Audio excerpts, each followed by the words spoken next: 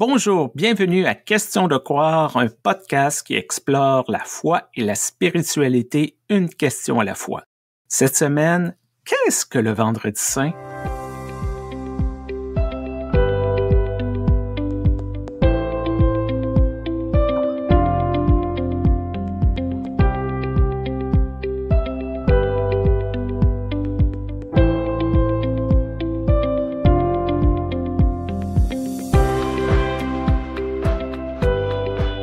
Bonjour Stéphane.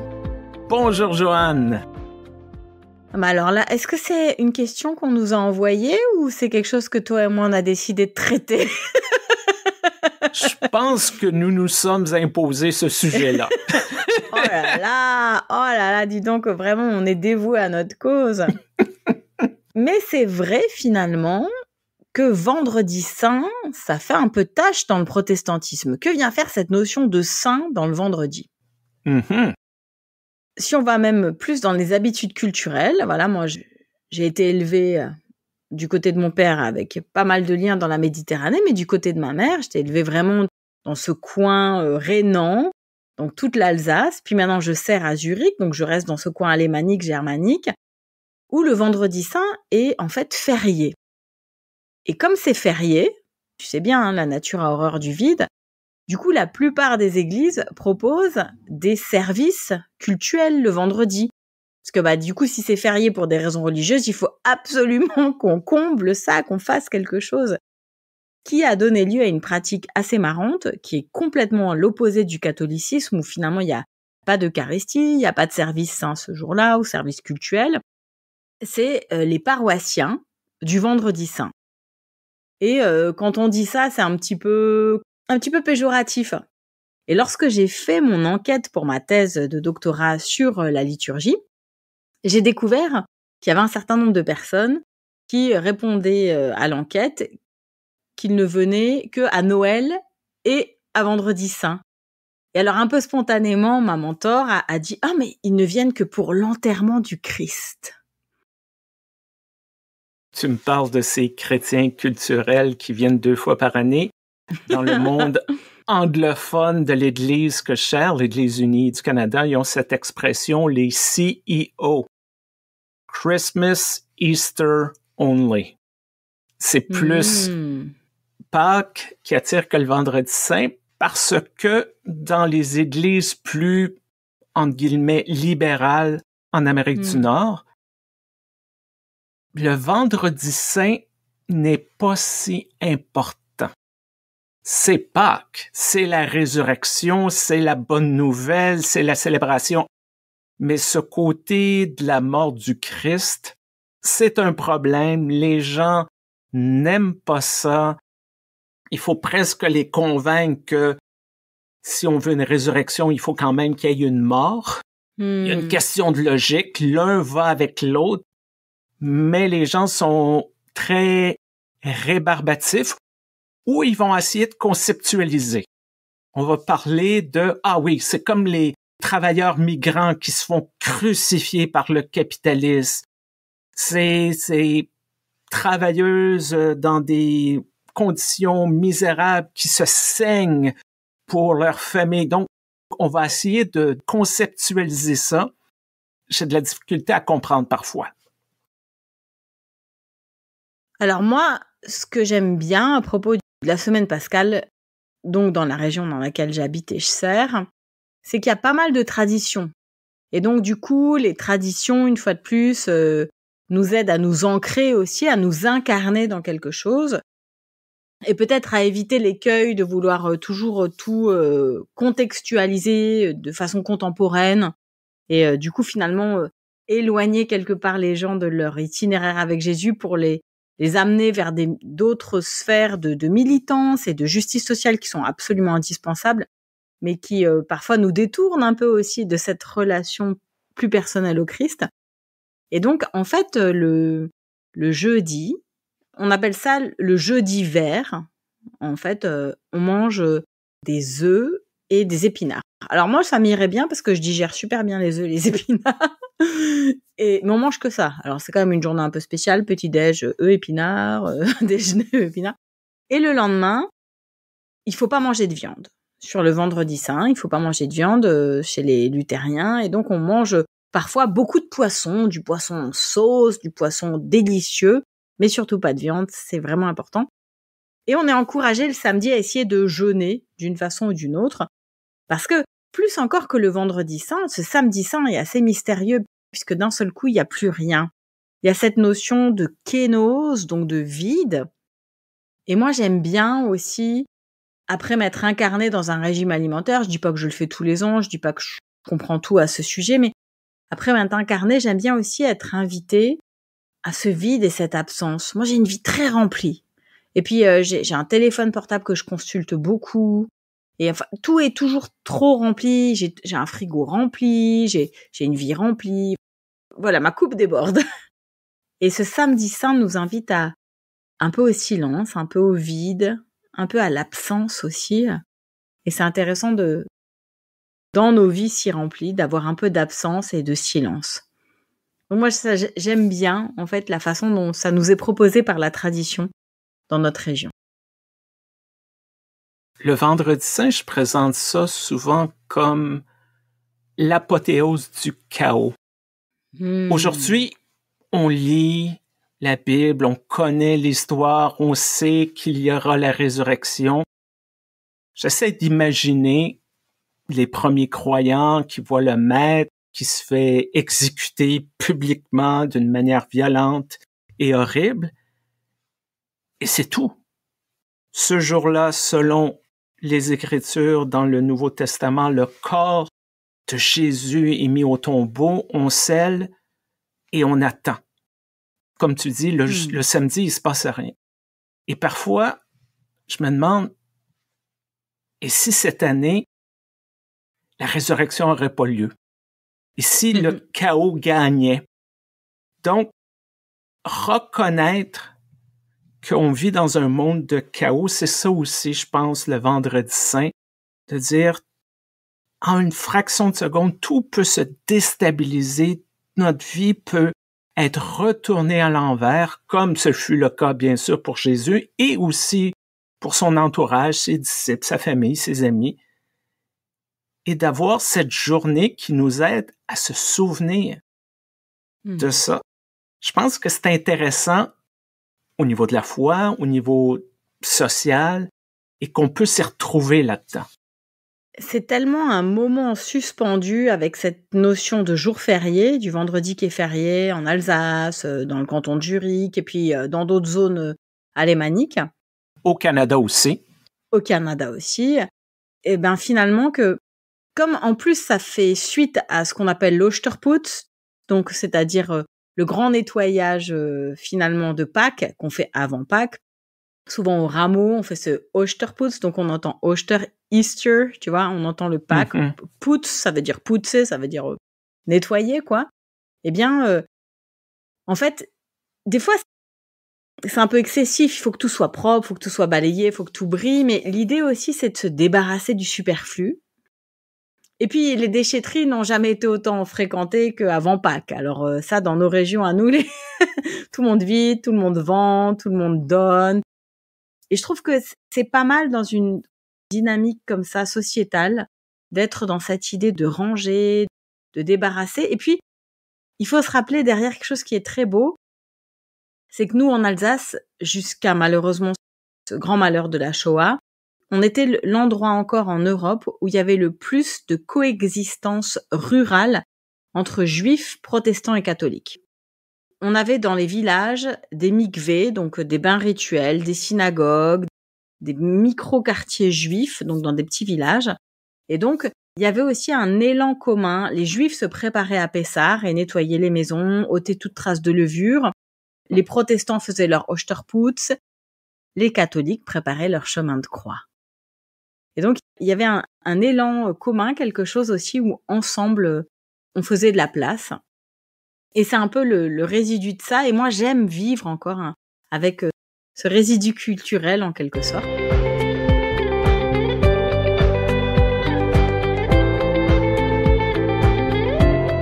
Il y a autre chose dont j'aimerais te parler pour comparer un peu aussi ce qui se vit ici et là-bas.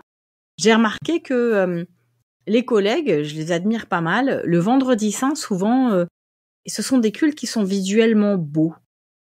Ils essayent de sortir toutes les images de la passion du Christ, de les projeter, ou bien sur la feuille de culte. Souvent, ces cultes sont l'occasion de compenser avec la beauté de l'art la tristesse du moment et d'amener les gens finalement à considérer cette mort d'un point de vue créatif, artistique. Et je trouve ça beau parce que le protestantisme a un problème avec les images. C'est vrai que moi je sers en plus dans le pays de Zwingli, donc il y a quand même des églises réformées dans lesquelles je vais où il y a carrément pas de baptistère, où il y a carrément pas de table de communion. Ça a tout un rapport à l'espace cultuel. Et voilà, je me demandais si par chez vous aussi, les vendredis saints étaient l'occasion de reprendre un peu ces chemins de croix très très catholiques de la Passion, mais au cours d'un culte et avec des images. Je dirais malheureusement trop peu font un effort spécial pour un culte de Vendredi Saint quand ils ou elles en organisent un. Parce que c'est optionnel chez plusieurs, parce que dimanche, c'est dimanche. Je trouve ça intéressant, cet effort de ramener de la beauté. En même temps, parfois, on n'utilise pas l'occasion devant nous pour parler de cette réalité de la mort, de cette réalité d'une fin de vie, de cette coupure, de cette transition. Ça fait partie de l'expérience humaine. Tout le monde comprend très bien c'est quoi mourir. On l'a vu. On veut pas que nos proches meurent, mais ça fait partie des choses. Et je crois qu'on s'empêche d'explorer ce côté-là sans nécessairement d'y voir tout le sens du ministère de Jésus. Certaines personnes, tout ce que Jésus est passe par la crucifixion et rien d'autre. Combien de fois j'ai lu dans des textes, des commentaires, pour Noël, un enfant nous est né pour mourir sur la croix. Oh! C'est quand même violent. Oui, un enfant qui naît va mourir un jour, mais quand même, on peut explorer ce que ça signifie de mourir, de l'injustice, la souffrance, toutes ces choses comme ça, mais sans nécessairement rester au niveau de la mort de Jésus pour nous sauver, de dire qu'est-ce que ça dit sur nous, entre humains, qu'est-ce que ça dit sur Jésus, qu'est-ce que ça dit sur Dieu. Et ce qui a changé beaucoup chez moi, c'est une phrase de mon théologien préféré, après toi naturellement, Joanne. Oh, mais voilà. C'est John Dominic Cressant, qui, au détour d'une phrase, a dit « Jésus n'est pas mort pour nous sauver du péché. Jésus est mort en raison de notre péché. » Il parlait de cette humanité qui essayait de normaliser les choses, d'écraser les troubles de fête, essayer d'exclure toute forme de contestation, toutes sortes de révolutions. C'est ça l'histoire de Jésus aussi, de sa crucifixion. C'est un bon théologien, là, ton copain, John Dominic Cressant.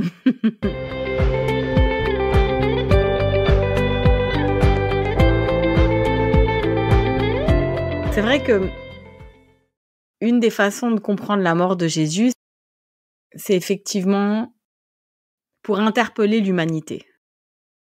Et c'est vrai que j'aime beaucoup cette notion d'interpellation. Et d'ailleurs, mon interpellation la plus cocasse pour un vendredi saint, c'est lorsque je me suis retrouvée coincée à l'aéroport d'Amsterdam, parce que KLM avait fait du surbooking. Bien sûr. Et donc, voilà que j'étais destinée à passer une journée entière à l'aéroport d'Amsterdam. Comme chacun le sait, KLM donne de l'argent dans ces situations-là, mais parfois on a des choses urgentes à faire. Heureusement que j'étais pas en charge de culte ce jour-là. Et donc, je regarde un peu les activités qui étaient offertes un vendredi saint, et il y avait un culte du vendredi saint à la chapelle. Alors, j'ai réussi à convaincre un petit peu ma fille de m'accompagner. Et puis, on rentre dans ce lieu de culte. C'est une chapelle où il fallait prendre un coussin et se mettre par terre. Enfin, bon, déjà, ça commençait assez rock'n'roll pour moi, mais j'ai pensé, ok, pas mal, c'est sympa. Je m'installe, je me cale un peu, parce que sinon, t'as mal au dos. Et là, effectivement, il y avait une pasteur et un prêtre qui proposaient un service œcuménique avec des images. Donc, c'est pour ça que je te dis, tiens, il y en a qui profitent des images. Donc, j'essaye de rentrer un peu là-dedans. C'était en anglais, il y avait pas mal de bruit, de mouvements. T'as toutes les annonces aussi, des avions. J'arrivais pas très bien à me concentrer, mais ça venait progressivement parce qu'il y avait beaucoup de bonne volonté de la part des collègues. Jusqu'à ce qu'un type rentre, visiblement musulman, et au milieu de la pièce, donc nous on était en train de prier le vendredi saint, ploup, il étend son tapis de prière, et puis tranquillement il fait sa prière. Après tout, c'est une chapelle interreligieuse, tu vois. Je veux dire, lui il est pas tellement concerné par le vendredi saint. Bah ouais. Et les collègues sont restés cool, relax, flex, et ils ont continué en fait ce qu'ils étaient en train de faire, qui était important à ce moment-là. Et quelque part, j'ai trouvé ça formidable parce que j'étais obligée de lâcher prise à plein de niveaux. D'abord, j'avais pas d'avion comme j'espérais. Ensuite, je pouvais pas vraiment prier. Après, il y avait un bruit pas possible. Et paradoxalement, ça m'est resté, tu vois. Il y a pas tellement d'office de vendredi saint dont je pourrais te parler avec une émotion ou avec un souvenir très particulier. Et celui-ci, maintenant, il est resté. C'est un peu un cadeau qui m'a été fait de faire à côté de ce frère en humanité ou en religion abrahamique qui avait décidé de pas être troublé par le fait qu'on utilisait la chapelle alors que lui-même en avait besoin.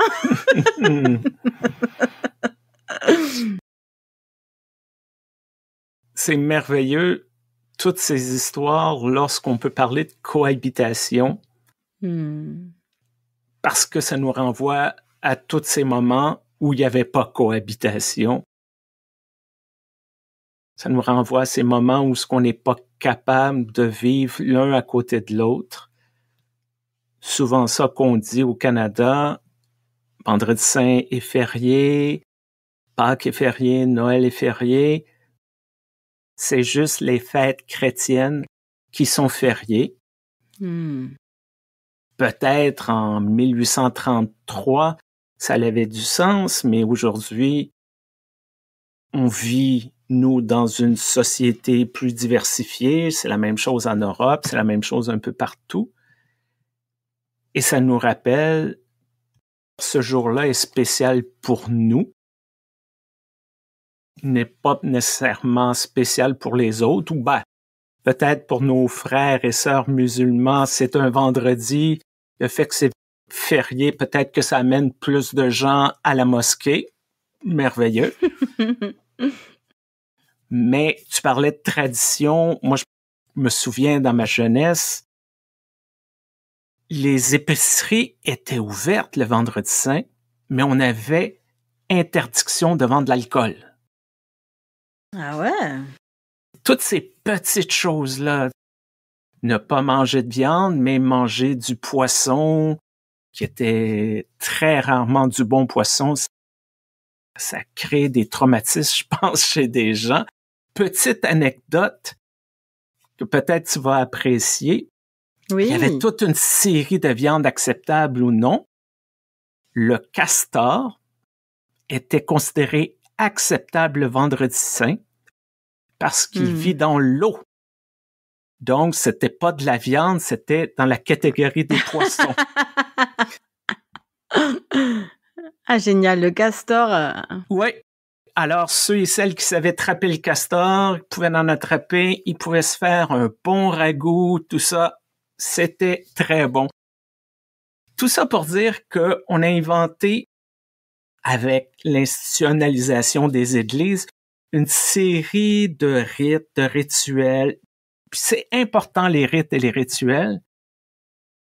Ce n'est pas nécessairement dans la privation ultime qu'on va trouver un sens nécessairement. Ça peut être aussi dans d'autres pratiques du vendredi saint.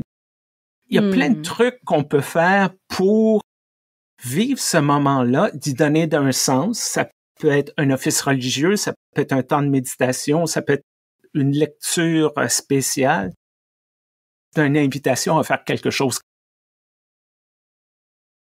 C'est vrai que si on revient factuellement à ce qui s'est passé le vendredi saint, c'est terrible, c'est l'histoire d'une crucifixion.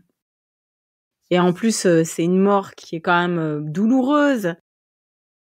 Et dans le film avec Mel Gibson, à chaque fois qu'on le regarde, on souffre avec, on se dit mais c'est incroyable que ce soit lui, mon sauveur, cet homme qui a terminé d'une façon aussi dramatique.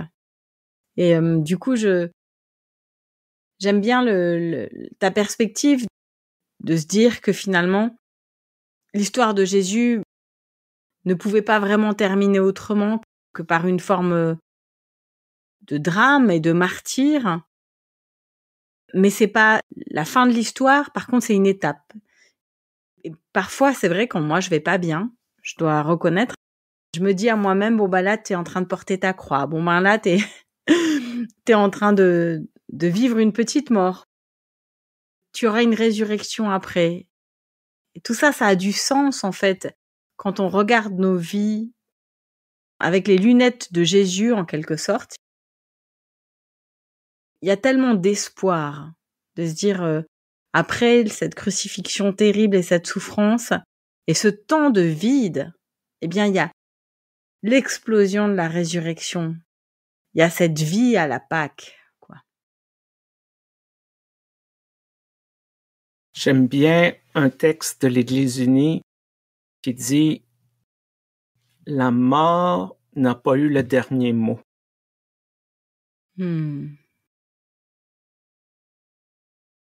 Dans le cas de Jésus, il y avait plein de gens qui voulaient sa mort, mais l'histoire a continué. Normalement, on tue un leader, on s'attend à ce que le mouvement tombe. Non, dans ce cas-là, l'histoire a continué. C'est vrai que c'est bizarre, une église qui célèbre l'exécution du leader. Il dit, notre Messie a été mis à côté de 2 criminels et tout le monde riait de lui.